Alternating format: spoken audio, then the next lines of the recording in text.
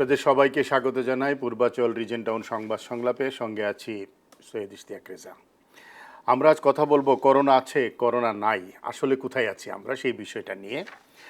আমাদের সাথে এই মুহূর্তে আছেন অধ্যাপক ডাক্তার মুজিবুর রহমান, সাবেক head of medicine, Dhaka medical college হাসপাতাল। আছেন ডাক্তার তারেক হোসেন, সাবেক কর্মকর্তা জাতিসংঘ এবং বর্তমানে উপদেষ্টা স্বাস্থ্য অধিদপ্তর, এবং সিনিয়র সাংবাদিক সেলিম ওমরাও খান। আপনাদের তিনজনকেই স্বাগত জানাচ্ছি। আমরা আলোচনার শুরুতেই যেটা বলছি যে বাংলাদেশে করোনা এক ধরনের ছায়াসঙ্গী হয়ে গেছে। সংক্রমণ শুরুর পর 165 দিন কেটে গেছে। এই সময়ের মধ্যে করোনার হ্রাস, যেটাকে আমরা বলি, টেনে ধরা সম্ভব হয়নি। সংক্রমণের হারে পরিবর্তন নাই, মৃত্যুর তালিকায়ও কোনো পরিবর্তন নাই। তারপরও স্বাস্থ্যমন্ত্রী বলেছেন করোনা বিদায়ের পথে। আসলে আমরা কোথায় আছি? Doctor Tareq Hossain. Thank you Ishtiaq ভাই। এখানে উপস্থিত sir professor doctor Mujibur Rahman sir, Selim ভাই, আর অবশ্যই জিটিভির দর্শকরা যারা আমাদের প্রোগ্রাম দেখছেন। আমরা করোনা আছে, করোনা যায়নি কোথাও। আমাদের মন্ত্রী মহোদয় যে বক্তব্য দিয়েছেন এটা সায়েন্স বিবর্চিত একটা বক্তব্য। এটার সাথে আসলে আমরা যখন প্যান্ডেমিক ডিল করি, আমাদের সায়েন্স আর এভিডেন্সকে একসাথে বসিয়ে তারপরে আমরা ইন্টারভেনশন তৈরি করি। কারণ শুধু এভিডেন্স দিয়ে হবে না, আমাদের সায়েন্সকেও লাগবে। আবার সায়েন্স দিয়ে হবে না, আমাদেরকে এভিডেন্স লাগবে যে আগে এটা যে প্রুফ, এটা যে আছে, এটা কাজ করবে এই ট্র্যাকে থাকলে। আমাদের কিন্তু খুবই দুঃখজনক যে উনি যে কথা বলেছেন, এটা হয়তো ওনার ব্যক্তিগত মতামত। এটা কখনোই স্বাস্থ্য অধিদপ্তরের অথবা মন্ত্রণালয়ের মতামত হতে পারে না, কারণ এটার সাথে কোনো মিল, বর্তমান অবস্থার কোথাও মিল নেই। আমাদের ইনফেকশন রেট এখনো হাই, আমাদের ডেথ রেট কালকে 46 ছিল। এই অবস্থায় আমরা ওখান থেকে আসলে কি পরিস্থিতিটা একটু কমপ্লিকেটেড হয়েছে এক সেন্সে, যে আমরা কোথায় যাচ্ছি। আমাদের হসপিটালগুলিতে এখন কিন্তু অকুপেন্সি রেট কমে গেছে, এখন বেডগুলি খালি আছে।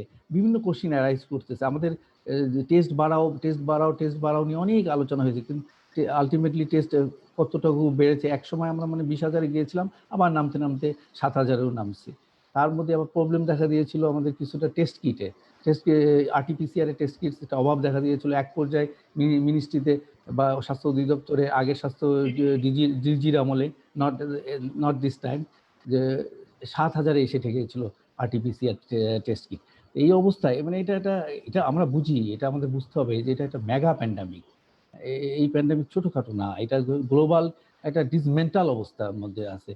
সুতরাং আমরা কিছু ভুল হতেই পারে, কিন্তু বারবার ভুল করা যাবে না, বারবার অফ দ্য ট্রাক হওয়া যাবে না, মেইন রোড থেকে নেমে রাস্তা গলি দিয়ে যাওয়া যাবে না, আমাদের হাইওয়েতে থাকতে হবে। তা আমাদের যার দায়িত্ব এইটা ঠিকমতো পালন হয় কিনা, যদি যে পাবলিক হেলথ এক্সপার্টস তাকে সেটা ডিল করতে দেওয়া হোক, যে অ্যাডমিনিস্ট্রেশনে আছেন ওনাকে সেটা ডিল করতে দেওয়া হোক, যিনি এক্সপার্টিসটাকে যেন আমরা প্রপার ইউজ করতে পারি। আমার একটা ফিলিং হয় যে আমাদের এত এক্সপার্ট আছেন, আমাদের দেশ পাবলিক হেলথ এক্সপার্ট, তারপরে অ্যাডমিনিস্ট্রেশন এক্সপার্ট, প্যান্ডামিক এক্সপার্ট অনেক রয়েছেন, যাদের এক্সপার্টিস আমরা টোটালি একসাথে এনে কালেকটিভ ওয়েতে ইউজ করতে পারছি কিনা। এই জন্য কিন্তু লিডারশিপ দরকার within the ministry, within the DG health, charismatic leader দরকার। কারণ নর্মাল টাইমে লিডারশিপ কিন্তু বোঝা মুশকিল। লিডারশিপ বোঝা যায় ক্রাইসিস মোমেন্টে, যে আসলে কি ধরনের লিডার সে, কি ধরনের ম্যানেজার সে। তো এই অবস্থায় আমরা চলছি। আমাদের একটা ফিলিং আমার মনে হয় যে এখন পার্সোনাল রেসপন্সিবিলিটি আরো বেড়ে গেছে জনগণের। নিজের দায়িত্ব নিজে নিতে হবে কিছুটা। কারণ আপনি একটা জিনিস আমি একটু বলতে চাই, আমাদের এই সোসাইটিটা আমাদের ইন্ডিভিজুয়ালিস্টিক, আপনি কালচারের দিকে তাকান, ইন্ডিভিজুয়ালিস্টিক কালচার আর কালেকটিভিস্ট কালচার। ইউরোপিয়ানরা হচ্ছে ইন্ডিভিজুয়াল কালচার, তার নিজেরটা নিজে করবে, ও একটা ইন্ডিভিজুয়াল, সে তার টেক কেয়ার করবে। আমাদের কিন্তু কালেকটিভলি ওয়ে আমরা কাজ করি। আমরা যদি দেখি রাস্তায় 10 জন বের হয়েছে বৃষ্টির মধ্যে, আমি কিন্তু মোটামুটি প্যান্ট শার্ট পরে বের হয়ে পড়বো। যদি আমাদের এই কালচারের সাথে টেইলর মেড করে আমাদের। জনাব তারেক হোসেন, একদিকে মাস্ক বাধ্যতামূলক করা হচ্ছে, জনসমাগম এড়িয়ে চলার জন্য পরামর্শ দেওয়া হচ্ছে, আবার সব কিছু খুলেও দিলাম আমরা, আবার বলছি করোনা বিদায়ের পথে। এই বার্তাটা কমিউনিকেশনের দিক থেকে জনস্বাস্থ্য সংস্থায় জনগণের কাছে যে এই বার্তাটা কনফিউশন ক্রিয়েট করে কিনা? অবশ্যই করে। এটা এই যে কনফিউজিং ইনফরমেশনগুলি, কনফ্লিক্টিং ইনফরমেশনগুলি আমার জনগণে যায়। আমাদের মন্ত্রী মহোদয় বললেন যে করোনা চলে গেছে, ভ্যাকসিন লাগবে না, আমরা পাবলিক হেলথ এক্সপার্ট বলতেছি you must wear the mask, আপনাকে মাস্ক পরতেই হবে, কোনো উপায় নেই। আমার জনগণ তো কনফিউজড হয়ে যায়। এটা যখন ব্রেনের মধ্যে বিভিন্ন রকম এলিমেন্ট ঢুকে, তখন তারা ডিসিশন প্রসেসিংয়ে তাদের ডিলেইড হয়ে যায়, তারা ঠিক ডিসিশন নিতে পারে না। সুতরাং এটা কনফ্রন্টেশন করা যাবে না জনগণের সাথে, এটা আমাদের তাদেরকে বুঝাইতে হবে। কারণ আমার মনে হয়, আমি আপনারাও চিন্তা করেছেন, আমিও করি, আমার মনে হয় একটা জিনিস হলো মেন্টাল ফেটিক একটা হয়তো হয়েছে, যে দীর্ঘ সময় ধরে 4 মাস 5 মাস ধরে একটা 6 মাস মেন্টাল, হয়ে যাচ্ছে প্রায়। হ্যাঁ, যে 6 মাস মেন্টাল ফেটিকনেস আসছে। এই ফেটিক থেকে হয়তো তারা কিছুটা রিলাক্টেন্ট এটা ইউজ করতে। তারপরে এই কনফ্লিক্টিং মেসেজেস আছে। তারপর অনেকের মানে পার্সোনাল কিছু প্রবলেম আছে, যেমন ডিফিকাল্ট ব্রিদিং হয়। আর বড় কথা, বটম লাইন হচ্ছে লেভেল অফ অ্যাওয়ারনেসটা আমাদের বাড়াতেই হবে। আমাদের মেসিভ ক্যাম্পেইন দরকার। আমাদের বিহেভিয়ারাল চেঞ্জ কিন্তু নট ডাজেন্ট হ্যাপেন ওভারনাইট। এটা একটা সময় লাগে। আমরা হ্যান্ড ওয়াশিং করতে আমাদের কতদিন লাগছে, সেই 20 বছর ধরে করে আমরা হ্যান্ড ওয়াশিংয়ে বাইরে ডিফিকেশন, মলমূত্র ত্যাগ করবেন না, এটা আমাদের গ্রামে বুঝাইতে অনেক দিন সময় লাগছে। কিন্তু এইখানে আমাদেরকে একটু ফোকাসড হতে হবে, কারণ এটা তো সময় না, এটা deadly virus, it will not give us time. সুতরাং আমাদের সেই হিসাবে আমাদেরকে প্রোগ্রাম ডিজাইন করতে হবে। আর আপনি যে বললেন সব খুলে দেওয়া হয়েছে, আসলে কি জানেন, আমি তো ইকোনমিস্ট না, বা আমি তো ওই ধরনের এক্সপার্টিস নাই, কিন্তু আমার মনে হয় যে ফিগার দেখলাম যে লকডাউনের ফলে 16.4 মিলিয়ন পিপুলকে পুশ করা হয়েছে পভার্টি লাইনে বাংলাদেশে। এটা বিআইডিসি এর একটা ডাটা, 16.4 মিলিয়ন পিপুলকে, এবং 30% পোর পিপুল অলরেডি লেফট ঢাকা। তাহলে আমাদের জীবন এবং জীবিকাকে তো ব্যালেন্স করতে হবে। সুতরাং আমাদের নেত্রী, আমাদের প্রিয় নেত্রী, আমার প্রধানমন্ত্রীকে এইসব দেখতে হবে।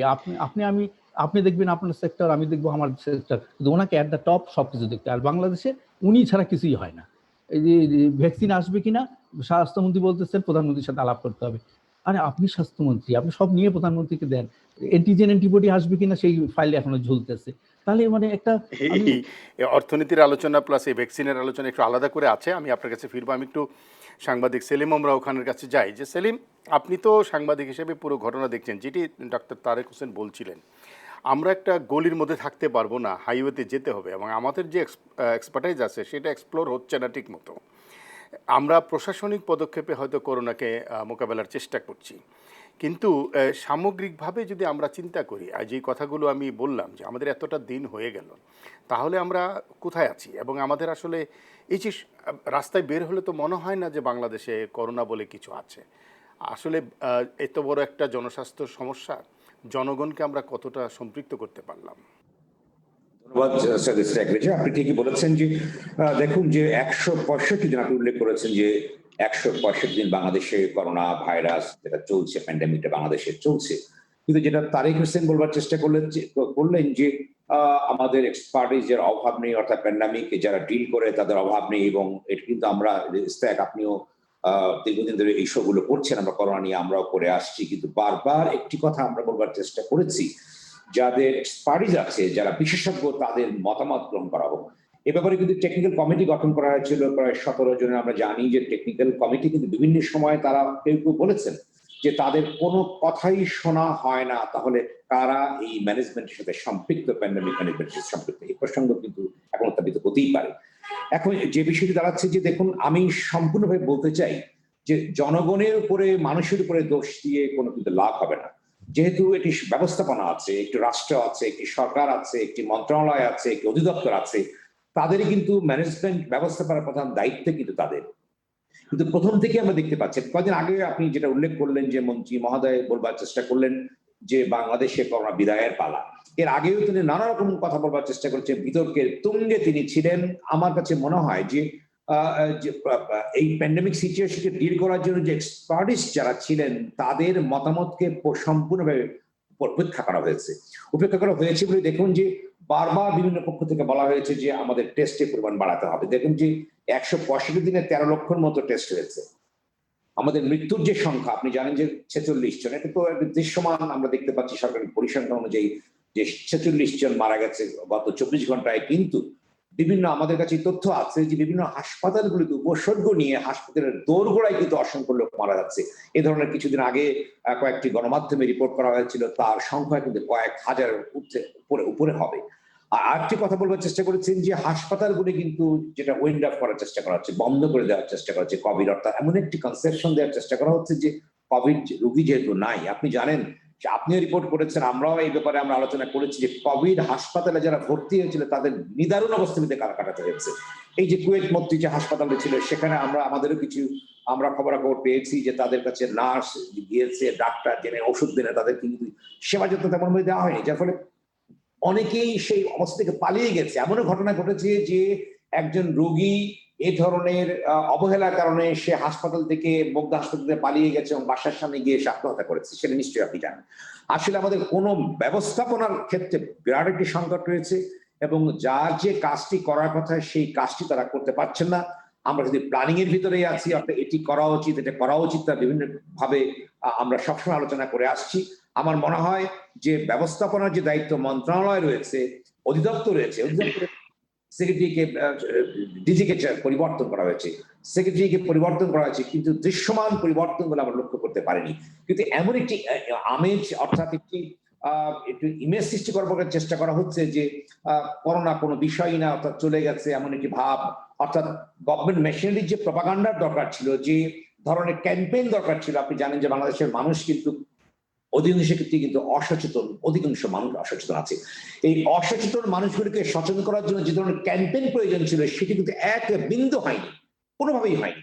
এবং আপনি যদি এর ভিতরে করা হচ্ছে, রেড জোন করা হলো, ইয়েলো জোন করা হলো, কই সেগুলো কোথায় গেল? এই দুটো এলাকাকে লকডাউন করা হলো, তারপর তো আমরা যা দেখলাম সেই অবস্থায় চলে গেছে। আসলে যে কথা বলবার অনেকে চেষ্টা করেছেন যে, যিনি তারেক হোসেন বাবু বলার চেষ্টা করেন যে মাননীয় প্রধানমন্ত্রীকে দেখতে হয় যে জীবন জীবিকাকে সচল রাখতে হয়, আমাদের দারিদ্র্যের সংখ্যা বাড়ছে, 16% মানুষ শহর থেকে চলে গেছে গ্রামে। কিন্তু দেখুন, জীবন যদি না বাঁচে তাহলে জীবিকা কোত্থেকে আসবে? আজকে বাংলাদেশ কিন্তু বহির্বিশ্ব থেকে বিভিন্ন দেশে আইসোলেট হয়ে গেছে। এখানে ভুয়া রিপোর্ট কিন্তু দেওয়া হলো, এখানে নীতিমালা নেই। ভুয়া রিপোর্টগুলো নিয়ে যখন তারা বিদেশে গেল, অনেক দেশ বাংলাদেশের সিটিজেনকে যাওয়ার ক্ষেত্রে সম্পূর্ণভাবে এমবার্গো দেওয়া হয়েছে। তাহলে ব্যবস্থাপনাটা কোথায় আছে? কোথাও কোনো ব্যবস্থাপনা নেই। এই ক্ষেত্রে যেটি হবে, আমার কাছে যেটা মনে হচ্ছে, আমরা যদি সচেতন না হই, আমার মনে হয় সচেতন হওয়ার কোনো সম্ভাবনা নাই। এইভাবে যদি চলতে থাকি, বাংলাদেশ কিন্তু সারা পৃথিবী থেকে কিন্তু আইসোলেটেড হয়ে যাবে এবং একঘর হয়ে যাবে এবং কোভিডের একটি উৎসস্থল বোমা হিসেবে পরিচিত হবে। বাংলাদেশের কোথাও যেতে পারবে না, বিদেশিরা বাংলাদেশে আসবে না, এবং বাংলাদেশের ব্যবসা বাণিজ্যের যেটি কথা হচ্ছে যে জীবন জীবিকার চাকাকে সচল রাখার জন্য এগুলো করা দরকার, আপনি দেখবেন যে সম্পূর্ণভাবে বাংলাদেশ সারা পৃথিবী থেকে আইসোলেট। কিন্তু আপনি যে আশঙ্কার কথা প্রকাশ করলেন সেটি যারা দায়িত্বের মধ্যে আছে তারা কি বুঝতে পারছে না বলে মনে হয়? আমার মনে হয় যে দেখুন, যে কোনো ম্যানেজেরিয়াল যে বিষয়টা আছে, ব্যবস্থাগতভাবে যে সংকটটা আছে, সেটা আমি প্রথম দিকে লক্ষ্য করে আসছি। কোনো সমন্বয় আমরা লক্ষ্য করছি না, কোথাও কোনো সমন্বয় নেই। অর্থাৎ দেখুন যে মাস্ককে, আপনি বললেন কিছুক্ষণ আগে যে মাস্ককে আইনগতভাবে এটিকে বৈধ করা হবে, যে মাস্ক পরতেই হবে, কই তার ইমপ্লিমেন্টেশন কই? আপনি বলা হচ্ছে যে এই মাঝখানে যে গরুর হাট দেওয়া হলো, আমরা বারবার বলেছি সাংবাদিকের পক্ষ থেকে, ঈদের সময় যেভাবে বাইরে যেতে দেওয়া হলো, যেভাবে বাড়িতে যা মানুষজন গেল, আর এখন তো সবই স্বাভাবিক হয়ে এসছে। এখন অর্থাৎ আমরা স্বাভাবিক করেছি, কিন্তু প্যান্ডেমিক সিচুয়েশন কিন্তু ভয়াবহ মহামারীর দিকে যাচ্ছে। এবং দেখেন ইউরোপের দেশগুলোতেও কেউ কালকে যে খেলাটা হলো সেখানে নেইমার তার জার্সি বদল করায় তার শাস্তি হলো, যে কারণ জার্সি থেকেও এই যে বদল করলো সেখান থেকেও তার করোনা ছড়িয়ে পড়তে পারে। আমরা কিভাবে একেবারে মিক্সিংটাকে অ্যালাউ করছি মানুষে, এই আলোচনাটা ফিরতে চাই। একটা খুব জরুরি গুরুত্বপূর্ণ পয়েন্ট তুলেছেন সেলিম ওমরাও খান, আপনার কাছেই ফিরবো, কিন্তু আমি একটু প্রফেসর মুজিবুর রহমান সাহেবের কাছে একটু যাইতে চাই, যেটা হলো যে এই যে জনসমাগমটা ঈদের সময় আমরা যেটা দেখলাম সেটা প্রায় স্বাভাবিক হয়ে আসছে এখন, এবং এই জায়গাটা থেকে আপনার কাছে আসি। কিন্তু তার আগে আমি একটু দর্শকদের সাথে পরিচয় করে দিতে চাই। আমাদের সাথে মাত্রই যুক্ত হয়েছেন ডাক্তার ইকবাল আরসালান, সভাপতি সচিব, বাংলাদেশের একজন স্বনামখ্যাত চিকিৎসক এবং চিকিৎসক নেতা। আপনাকে স্বাগত ইকবাল আরসালান। আমি প্রফেসর মুজিবুর রহমানের কাছে ছিলাম, আমি ওখান থেকে ফিরে আপনার কাছে আসবো। প্রফেসর মুজিবুর রহমান, যেটা বলছিলাম, এই তাহলে ঝুঁকিটাকে কিভাবে দেখছেন আপনি, এই যে এরকম করে যে আমরা স্বাভাবিক করে আনছি? ধন্যবাদ আপনাকে। আমি এই সঙ্গে ধন্যবাদ জানাচ্ছি জি টিভির সকল দর্শকদের। আসলে আজকে খুব সুন্দর একটি আলোচনা হচ্ছে, যে আলোচনায় আমি ডক্টর তারেক হোসেন সাহেবের বক্তব্য শুনছিলাম, আমি সেলিম ওমরাও খান, বিশিষ্ট সাংবাদিক। আমি ওনার কণ্ঠস্বর শুনে অভিভূত সবসময় ছিলাম, এখনো আছি। উনি সবসময় খুব প্র্যাকটিক্যাল কথাবার্তাগুলোই তুলে নিয়ে আসেন, বরাবরের সব সমস্যা নিয়ে আসেন, এবং আজকেও ঠিক উনি একই রকমের সমস্যার কথা তুলে নিয়ে এসছেন। আসলে প্রবলেমটা হলো কি, আমি কিন্তু ক্লিনিশিয়ান, আমি রুগী ম্যানেজ করি, কিন্তু কোভিড প্যান্ডেমিকটা একটু বুঝতে হবে যে আমাদের হাসপাতালে কতটুকু ক্যাপাসিটি আছে।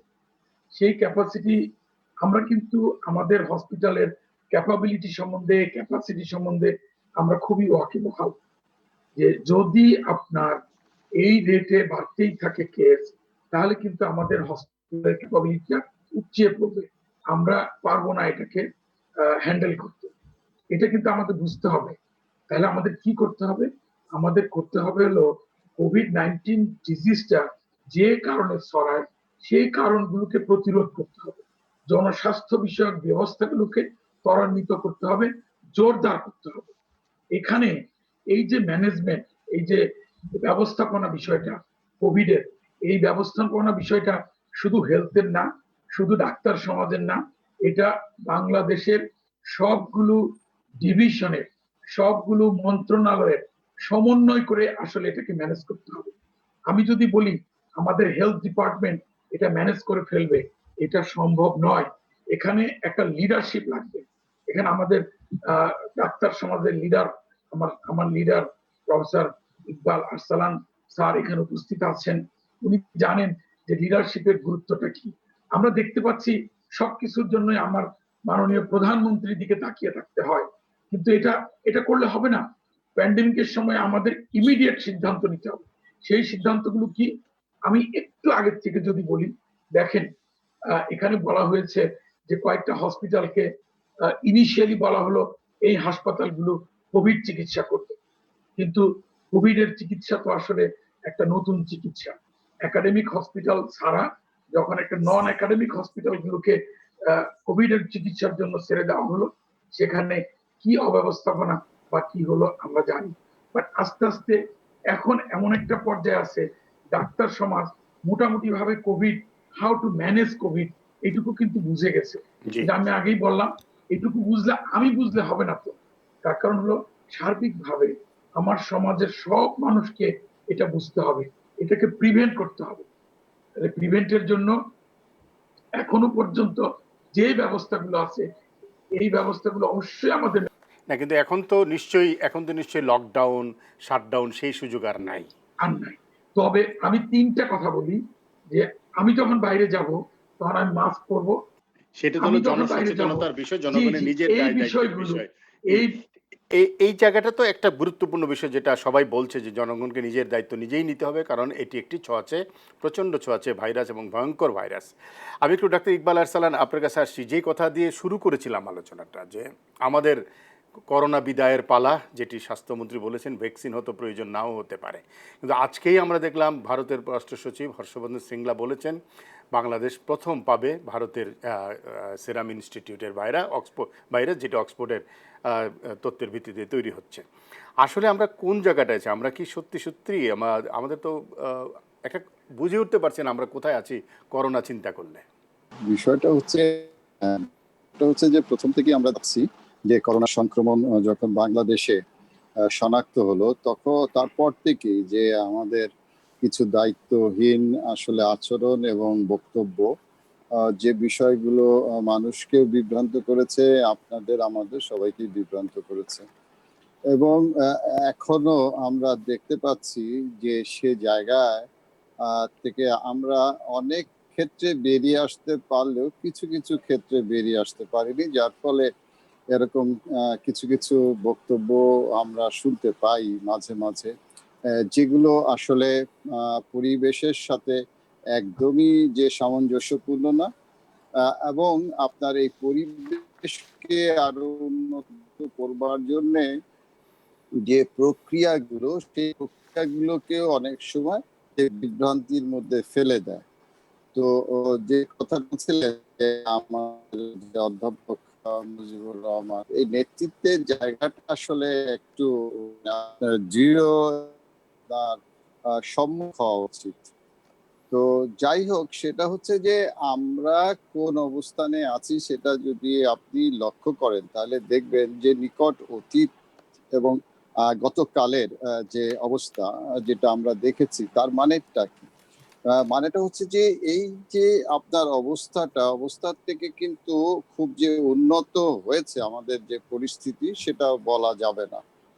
আরেকটি বিষয় হচ্ছে যে কথাটা আপনারাও বারবার গণমাধ্যমে তুলে আনার চেষ্টা করেছেন এবং জনস্বাস্থ্য বিশেষজ্ঞরাও বলেছেন, আমরাও আমাদের পরামর্শ কমিটি থেকে বারবার বলেছি এবং আমরা চেষ্টা করেছি যে স্বাস্থ্য মন্ত্রণালয়কে যে অ্যাক্টিভেট করার জন্য, যেটা হচ্ছে যে সারা দেশব্যাপী যে পরীক্ষার মাধ্যমে যে আমাদের অবস্থানটা নির্ণয় করা, যে সেই নির্ণয়ের জায়গাটায় আমরা কিন্তু যেতে পারিনি, আরো বরঞ্চ আমরা পিছিয়ে গেছি। এবং কেন পিছিয়ে গেছি, কেন যে আপনার যে বিষয়গুলো আমরা পরামর্শ দিয়েছিলাম সেই বিষয়গুলো মন্ত্রণালয়ে যে আটকে থাকলো এবং এখন যদি কেউ বলেন যে আমাদের করোনা চলে যাচ্ছে, আপনার হচ্ছে যে আমাদের ভ্যাকসিন বা প্রতিষেধকের কোনো প্রয়োজন নেই বা প্রয়োজন হয়তো হবে না, এই কথাগুলো আসলে যে আপনার অবান্তর আমি মনে করি।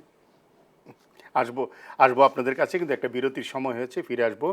দর্শক আপনারাও আছেন আমাদের সঙ্গে, একটা ছোট্ট বিরতি, সঙ্গে থাকবেন।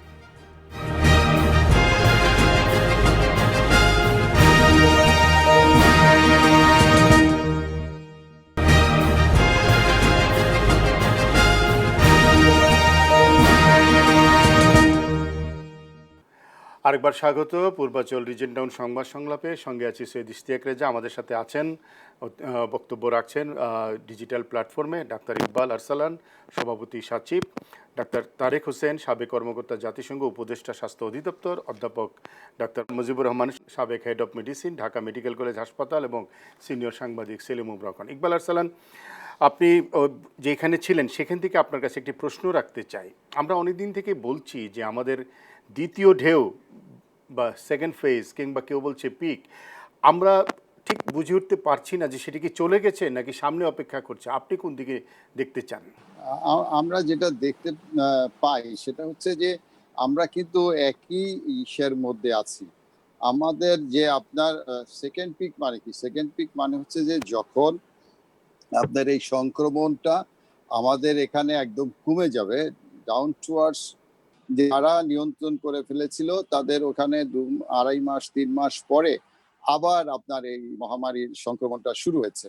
তো এই যে আপনার সেই পরিস্থিতি কিন্তু আমাদের দেশে নেই। আমাদের দেশে কিন্তু একই লয়ে একই তালে আপনার একই হারে যে সংক্রমণ আমরা দেখতে পাচ্ছি, ওই সেই 22, 23, 21 থেকে আপনার 24-এর মধ্যে যে শতাংশের হিসেবে, এবং মৃত্যুর হারও কিন্তু যে আপনার ওই আমরা যা সংখ্যা যাই বলি না কেন, আমরা যদি আমরা হার নির্ধারণ করি তাহলেও কিন্তু দেখতে পাই যে ওই 1.3-এর যে কাছাকাছি দিয়েই ঘুরছে। বা পরিবারের সাথে যারা বন্ধু বান্ধব আত্মীয় স্বজন চিকিৎসক আছেন তারা এখন কিন্তু এই একটু আগে মুজিবুর রহমান সাহেব বললেন যে আমাদের যে এখন চিকিৎসকরা কিন্তু বুঝে গেছেন যে কিভাবে চিকিৎসা করতে হবে, কিভাবে এটাকে আমরা বলি যে ক্লিনিক্যাল ম্যানেজমেন্ট করতে হবে, সেগুলো তারা কিন্তু করে ফেলছেন এবং আপনার ক্লিনিক্যালি তারা ডায়াগনোসিস করে ফেলছেন। এবং তারা এই যে পরীক্ষার হ্যাসেলের মধ্যে কিন্তু অনেক পরিবার যাচ্ছেন না। তারা হয়তো যে একজন যখন কনফার্ম হয়ে যাচ্ছে যে আপনার কোভিড পজিটিভ, তখন তারা সেই পরিবারে যখন আরো লোকের অন্যান্যদের উপসর্গ তৈরি হচ্ছে তখন তারা ওই একই চিকিৎসার মধ্যে বাসায় নিচ্ছেন। শুধুমাত্র তখনই তারা হাসপাতালের দ্বারস্থ হচ্ছেন যখন তাদের শ্বাসকষ্ট হচ্ছে অথবা অন্যান্য যে আমরা যেটাকে বলি ক্রিটিক্যাল বা সিরিয়াস যে উপসর্গ, সেই উপসর্গগুলো তৈরি হচ্ছে। অতএব যে আমাদের যে তথ্যগুলো আমরা যে পাচ্ছি আসলে এখন, সেই তথ্যগুলো যে কতটুকু নিশ্চিত এ ব্যাপারেও কিন্তু আমার যথেষ্ট সন্দেহ আছে। ডাক্তার তারেক হোসেন, এই জায়গায় এই যে দ্বিতীয় ঢেউ, পিক, এগুলো তো আসলে খুবই টেকনিক্যাল ওয়ার্ডস। আসল কথা হলো যে আমাদের সংক্রমণের হারটাও আমরা দেখছি উচ্চ, আমাদের মৃত্যুর হারটাতেও তেমন কোনো পরিবর্তন নয়, যদিও কম বলেই দাবি করা হচ্ছে। এবং একই জায়গায় স্ট্যাটিক অবস্থায় আছি, যেটা ইকবাল আনসার বলছিলেন। এই ইস্যুতে আপনি কথা বলবেন, একই সাথে ভাইরাসের ইস্যুতে অস্ট্রেলিয়ার স্বাস্থ্যমন্ত্রী দেখলাম বলা হচ্ছে যে তিনি বলেছেন যে বাধ্যতামূলক ভ্যাকসিন নিতে সেখানকার নাগরিকদেরকে সেটি করা হবে। আবার বাংলাদেশে বলছে ভ্যাকসিনের হয়তো প্রয়োজন হবে না। ভ্যাকসিন ইস্যুতে আমাদের করণীয়টা কি আসলে? দুটো প্রশ্ন আপনার কাছে। ধন্যবাদ ইস্তেক ভাই।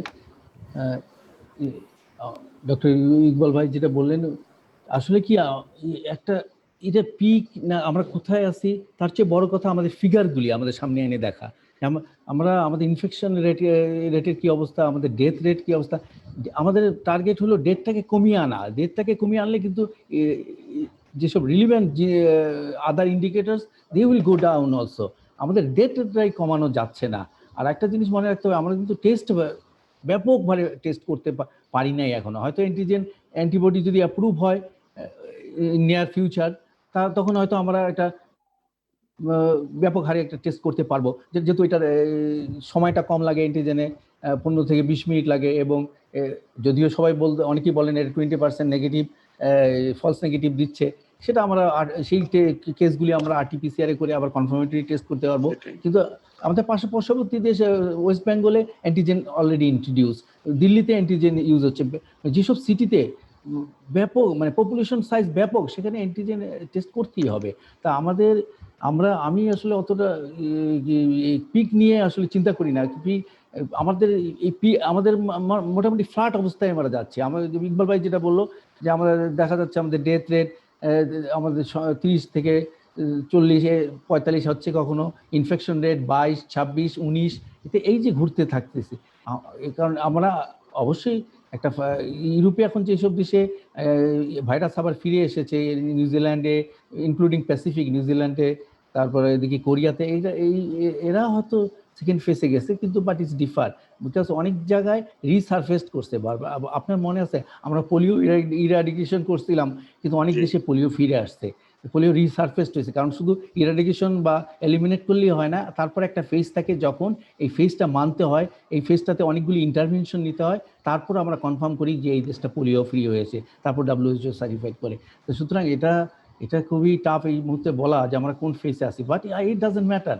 আপনার হলো যে আমার প্রোগ্রাম আছে কিনা, আমার ইন্টারভেনশন আছে কিনা, আমি ইনফেকশন রেট কন্ট্রোল করতে পারছি কিনা, আমার জনগণ অসুস্থ হলে হসপিটালে গিয়ে আমি ট্রিটমেন্ট দিতে পারতেছি কিনা, আমাদের হাই ক্যান্ডুলার নেজাল দিতে পারতেছি কিনা, আমরা অক্সিজেন দিতে পারতেছি কিনা, ডিফিকাল্ট ব্রিদিং হলে সেটাকে কন্ট্রোল করতে পারতেছি কিনা।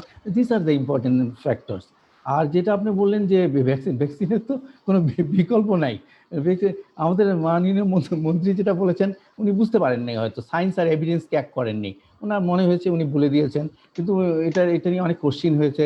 আপনি জানেন, আমি এটা অত্যন্ত ব্যক্তিগত, কিন্তু আমি যেহেতু 18 বছর বাইরে কাজ করছি, আমি কিন্তু অনেক ফোন পেয়েছি আমার কলিগ থেকে, যারা এখন বাইরে পোস্টিং আছে, অনেকের আলবেনিয়াতে, তারপর জেনেভাতে। তারা জিজ্ঞাসা আমাকে করেছে, তোমার মন্ত্রী ডক্টর তারেক, তোমার মন্ত্রী মহোদয়, মিস্টার মন্ত্রী, মানে অনারেবল মিনিস্টার, কেন এইসব বলছেন? উনি কি মানে ভ্যাকসিনের এটা একটা আনএক্সেপ্টেবল, এটা যে লেভেলে হোক, এটা একটা মানে হাস্যকর জিনিস। আমি মনে হয় উনি বুঝতে পারবেন, উনি হয়তো 2-1 দিনের মধ্যে হয়তো বলবেন যে এটা ভুল বলেছেন। কিন্তু এগুলা কনফ্লিক্টিং মেসেজ দিয়ে ক্ষতি হচ্ছে।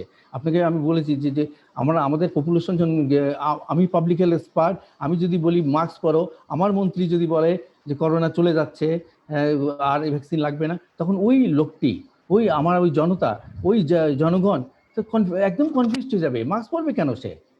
COE, chief executive officer of health, বলেছেন ভ্যাকসিন লাগবে না, করোনা চলে যাচ্ছে। আমি কে? এইটা তো একটা খুবই মিক্সড, এবং আমি বলবো যে একটা ভুল বার্তাই মানুষের কাছে যাবে। কারণ বাংলাদেশের মানুষের ভিতরে একটা অসচেতনতা আছে, মাস্ক পরা না পরা নিয়ে দ্বন্দ্ব আছে, মাস্ক পরতে চায় না, স্বাস্থ্যবিধি মানতে চায় না। আরেকটা হলো ভেরি ক্লোজ কন্ট্যাক্টে চলাফেরা করে, কারণ ছোট ভূমিতে অনেক মানুষ বাস করে এই জায়গাটাতে। সুতরাং আমাদের কিছু সমস্যা তো, কাঠামোগত সমস্যা আছে। এখন ভ্যাকসিনের যে সারা পৃথিবীতে যে ডেভেলপমেন্ট আমরা দেখতে পাচ্ছি, রাশিয়ান ভ্যাকসিন আসলো, চীনেরটা চলে আসবে, অক্সফোর্ডেরটা রেডি হতে চলেছে, অনেকে আগাম বুকিং দিচ্ছে। বাংলাদেশ কি করতে পারে এখানে? যে আমি একটু বলি, তারপর আমার অন্যান্য কলিগরা যারা আমার চেয়ে বেশি জানেন। আসলে কি জানেন, ভ্যাকসিন তো একটা গ্লোবাল পাবলিক গুড। এই এর অর্থ হলো যে গ্লোবাল পাবলিক গুড মানে এটা ইকুয়ালি ডিস্ট্রিবিউটেড হবে এভরি কান্ট্রি অ্যান্ড দ্য সিটিজেন্সদের, এটা রাইট, এটা একটা বেসিক রাইট। WHO কি করেছে যে যেমন আমাদের ফুডে basic right to food, basic right to shelter, এটা হলো আমাদের বেসিক রাইট। কিন্তু এটা ভ্যাকসিন পলিটিক্স খুব ডিফিকাল্ট। ভ্যাকসিনে ন্যাশনালিজম আছে, ভ্যাকসিন ন্যাশনালিজম বলে সেটার থেকে ভ্যাকসিন মাল্টিলেটারালিজম হচ্ছে যখন ভ্যাকসিনটা আমাদের মতো উন্নয়নশীল দেশে ভ্যাকসিন পাবো। সো ভ্যাকসিন ন্যাশনালিজমের জন্য অনেক সময় ডিফিকাল্ট হয়, যে দেশের ভ্যাকসিন সেই দেশের জনগণের রাইটটা তাদের উপর বেশি। তখন কিন্তু আমি কি পাবলিক গুড হিসেবে ফ্রি পাওয়ার জন্য অপেক্ষা করব, না আমি আমি সচেতন হব? আমি অনেক আগে সচেতন, আমরা বিভিন্ন টকশো দেখেছি, ইকবাল ভাইকে সেটাই আসলে আমি জানতে চাচ্ছিলাম। তাদেরকে দেখেছি যে আমাদের লবি করতে হচ্ছে, আমাদের অ্যাডভোকেসি করতে হচ্ছে। ভ্যাকসিন বসে থাকলে কিন্তু আসবে না। আমেরিকানরা $1 বিলিয়ন US ডলার দিয়েছে, $1 বিলিয়ন দিয়েছে অ্যাস্ট্রাজেনেকাকে, $1 বিলিয়ন দিয়েছে নোভাভ্যাক্সকে, আর মডার্নাকে দিয়েছে $1 বিলিয়ন। সবাই বুকিং দিচ্ছে। এইটাতে তারা পাচ্ছে কি, এই 3 জায়গা থেকে পাচ্ছে 100 থেকে 400 মিলিয়ন, 100 থেকে 400 ডোজেস, তাদের বুকিং শেষ প্রি অর্ডার দিয়ে। এবং আবার কি করছে, তারা একটা বাজেট লাইন রেখে দিচ্ছে। আমি ইকবাল আরসালানের কাছেও ভ্যাকসিন নিয়ে কথা বলবো, কিন্তু তার আগে একটু সেলিম উমরা ওখানের কাছ থেকে ঘুরে আসতে চাই। অর্থনীতির ইস্যুটা তুলেছিলেন আগের আলোচকরা, আপনিও কিছুটা বলছিলেন। এই যে আমরা সব কিছু স্বাভাবিক করে এনেছি, প্রয়োজন ছিল, কারণ জীবন জীবিকার প্রশ্নটা তো খুব গুরুত্বপূর্ণ, এবং প্রধানমন্ত্রী কিন্তু খুব গুরুত্বপূর্ণ কয়েকটি সিদ্ধান্ত নিয়েছেন। তিনি প্রণোদনা দিয়েছেন, কৃষি খাতের জন্য বিশেষ ব্যবস্থা নিয়েছেন, হতদরিদ্র মানুষের কথা চিন্তা করেছেন, নগদ ক্যাশের কথা ভেবেছেন। কিন্তু তারপরও সামগ্রিকভাবে পরিবহন, দোকানপাট, মার্কেট, রাস্তাঘাটের যে পরিস্থিতি, আমরা কি অর্থনীতির সঙ্গে করোনাকে কোনো কারণে গুলিয়ে ফেলেছি? স্বাস্থ্যের বাইরে তো আসলে অর্থনীতি নয়, স্বাস্থ্যের সঙ্গে তো অঙ্গাঙ্গিভাবে জড়িত। আপনার কি মনে হয়? আমি তো আগেই বলেছি যে দেখুন, যে জীবন যদি না থাকে তাহলে জীবিকা কোত্থেকে আসবে। এর প্রথম থেকে আমরা বলে আসছি যে একটি সুস্থ জনগোষ্ঠী, একটি জাতির সুস্থ জনগোষ্ঠী কিন্তু তার অর্থনৈতিক চাকাকে কিন্তু সমৃদ্ধ করবে এবং সচল করবে। যেখানে একটু অসুস্থ জনগোষ্ঠী থাকবে সেখানে আপনি অর্থনৈতিক চাকাকে কিভাবে নেবেন? যেমন একটা উদাহরণ দিতে চাই, যে আমি কিছু ইনফরমেশন আমার কাছে আছে, সেটি হচ্ছে যে গার্মেন্ট সেক্টর তো বাংলাদেশের মেজর সেক্টর, এবং অনেক বায়ার যারা বিদেশ থেকে আসার কথা তারা কিন্তু বাংলাদেশে আসছে না, তারা বিকল্প জায়গা খুঁজছে, যেমন ভিয়েতনাম বা অন্যান্য জায়গায় যেখানে কোভিড আক্রান্তের সংখ্যা কম, এই প্যান্ডেমিকের সংখ্যা কম, সংক্রমণের সংখ্যা, সেই জায়গা খুঁজছে। তাহলে আপনি জনগণের স্বাস্থ্যের কথা বিবেচনা করলেন না, এই মহামারীকে প্রতিরোধের জন্য কোনো ব্যবস্থা করলেন না, শুধুমাত্র ডাল গপ্পের ভিতরে আপনি বিষয়গুলি সীমাবদ্ধ রাখেন। এমন কথা আপনি নিশ্চয়ই জানেন যে যখন প্যান্ডেমিকের শুরু হওয়ার প্রাথমিক পর্যায়ে ছিল, এত পলিটিসাইজড আমরা করেছি বিষয়গুলোকে, তখন কিন্তু বলা হয়েছিল, বাংলাদেশের একজন নেতৃত্বের ডাক্তার বলেছিলেন যে বাংলাদেশে কোভিড আসার কোনো সম্ভাবনা নাই, তিনি চ্যালেঞ্জ করে বলেছিলেন। আপনি নিশ্চয়ই মনে থাকবার কথা আছে। হ্যাঁ, এবং অনেকে বলেছিলেন যে করোনার চেয়ে অমোঘ শক্তিশালী। এই যে পলিটিসাইজড হয়েছে, বাস্তব সব বিবর্জিত যে কথাবার্তার ভেতর দিয়ে তারা এগিয়েছে, যার ফলে আজকের এই পরিণতি। আপনি দেখুন, ভারত এবং পাকিস্তানের জনসংখ্যার হিসেবে বাংলাদেশে সংক্রমণের পরিমাণ সবচেয়ে বেশি।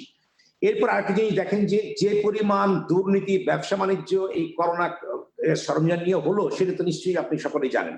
এর ভিতরে রেমডেসিভির কথা বলা হলো, যে একটি বিশাল পত্রিকায় রিপোর্ট হলো যে রেমডেসিভির বা একটা আশার আলো, অর্থাৎ সেখানে বাণিজ্য হচ্ছে।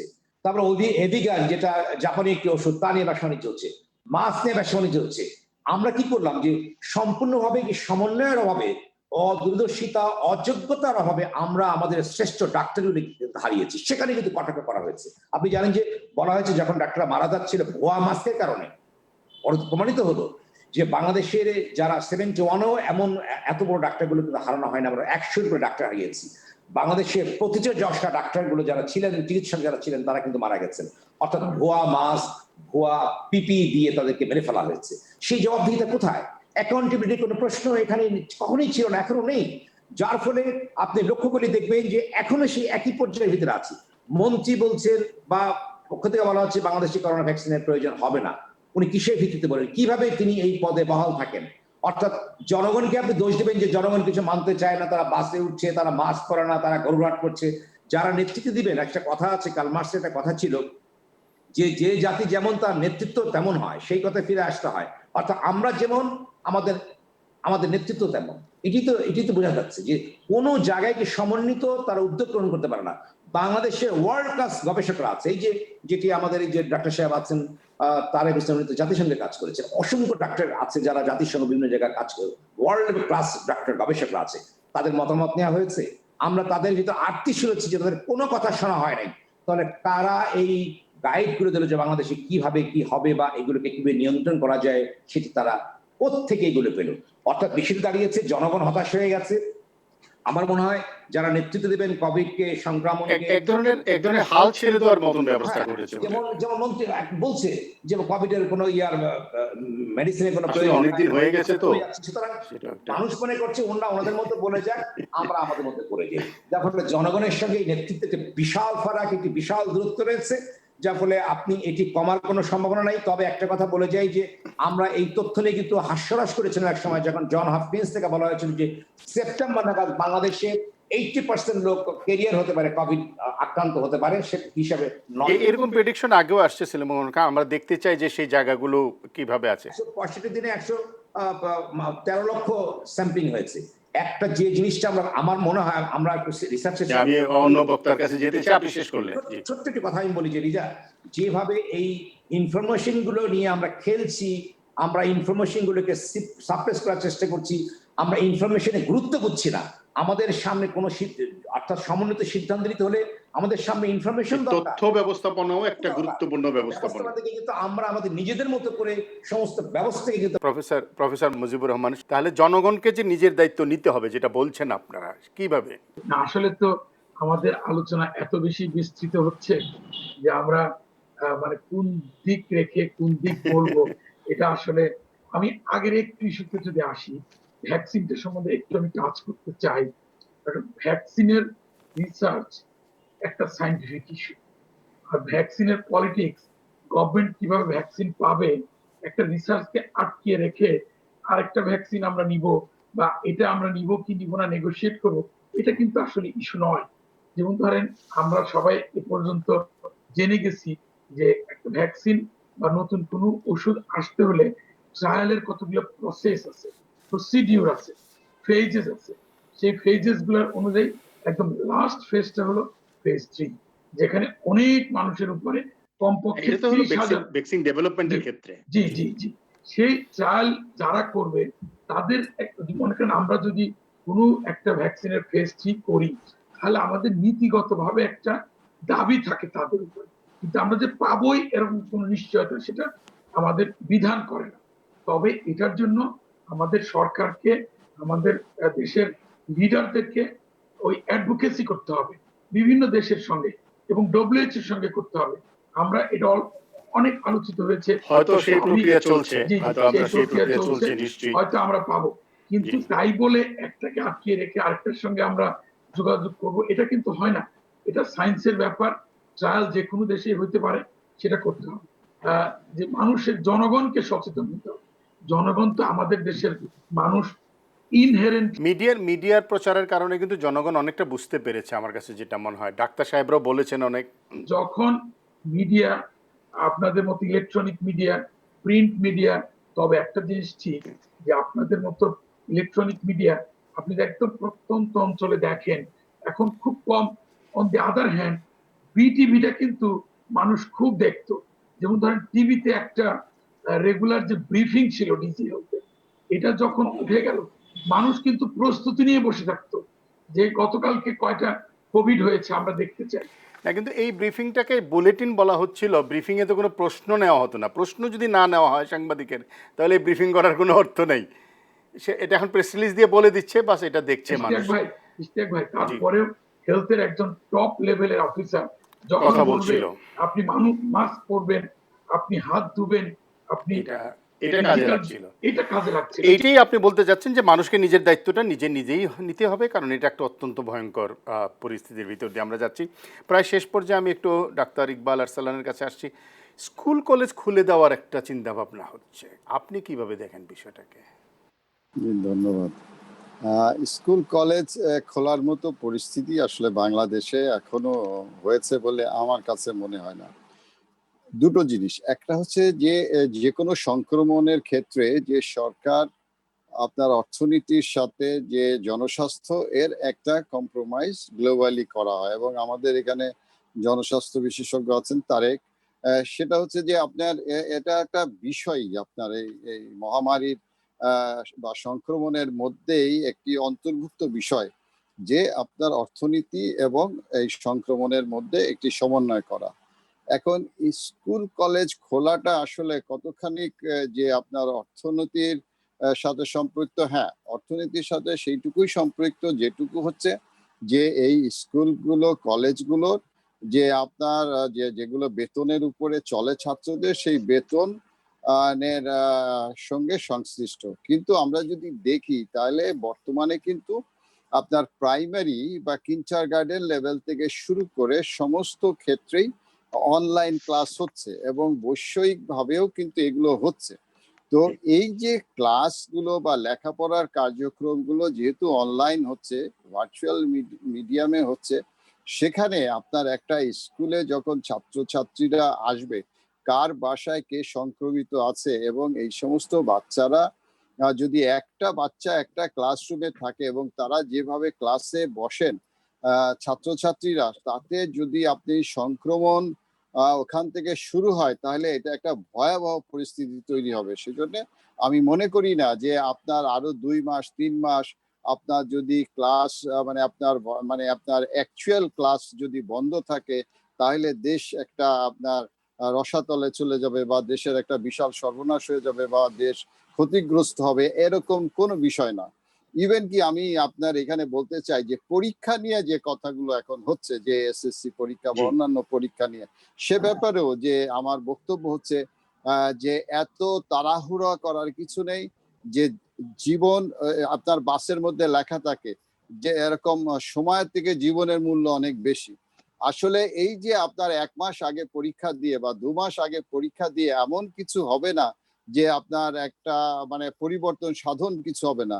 আপনি দেখেন যে বিশ্ববিদ্যালয়গুলো ক্লাস শুরু হয় মার্চ মাসে, এখনো অনেক দেরি আছে। এবং আপনার যদি বোর্ড বা মিনিস্ট্রি অফ এডুকেশন তারা যদি আপনার পরীক্ষাটা ম্যানেজ করতে পারে, এবং আপনার হচ্ছে যে আরেকটু সময় নিয়ে, কারণ আমরা দেখতে পাচ্ছি সেপ্টেম্বরে কিন্তু একটা বন্যা হওয়ার সমূহ সম্ভাবনা আছে, যেটা নিশ্চিত যে আপনার সেকেন্ড উইক ফার্স্ট উইক নিয়ে আমরা যে করোনা নিয়ে বলছি, সেই জায়গাটা হচ্ছে যে বিভিন্ন জায়গা থেকে এটা প্রেডিকশন আছে যে সেপ্টেম্বরে আবার একটা ভয়াবহ বন্যা হবে, এবং সেই বন্যা কিন্তু করোনার চাইতেও আপনার আমাদের সমাজকে, দেশকে এবং আপনার ব্যবস্থাপনাকে ক্ষতিগ্রস্ত করবে। তো সেই জন্য আমি এখানে এটাও বলতে চাই যে পরীক্ষা নিয়েও যে সরকারের বা এই যে অভিভাবকদের এত মানে আপনার উদ্বিগ্ন হওয়ার বা তাড়াহুড়ো কিছু নেই। আমি মনে করি যে এই জায়গাগুলোতে আরো সময় নেওয়া উচিত। ধন্যবাদ আপনাকে। এবং এই একই সাথে কিন্তু আমাদের নিশ্চয়ই আপনারা সবাই স্বীকার করবেন যে আমাদের পরীক্ষার জন্য সময় নেওয়া উচিত, আমাদের স্কুলগুলো খোলার ব্যাপারে আরও সতর্ক হওয়া উচিত। নিশ্চয়ই সতর্ক হওয়া উচিত ছিল অফিস আদালত কাজকর্ম শুরুর ব্যাপারেও। আমরা আদালত পর্যন্ত খুলে দিয়েছি। এই সব কিছু পরেও সবচেয়ে বড় কথা হলো আমাদেরকে করোনা ভাইরাসকে আসলে নিয়ন্ত্রণে আনতে হবে। আমরা একটা দীর্ঘ সংক্রমণ চক্রে আছি, এই চক্র থেকে বেরিয়ে আমাদের আসতেই হবে। আপনাদের চারজনকে অসংখ্য ধন্যবাদ সময় দেওয়ার জন্য। দর্শক, আপনাদেরকেও ধন্যবাদ সময় দেওয়ার জন্য। সবাই ভালো থাকবেন, সুস্থ থাকবেন।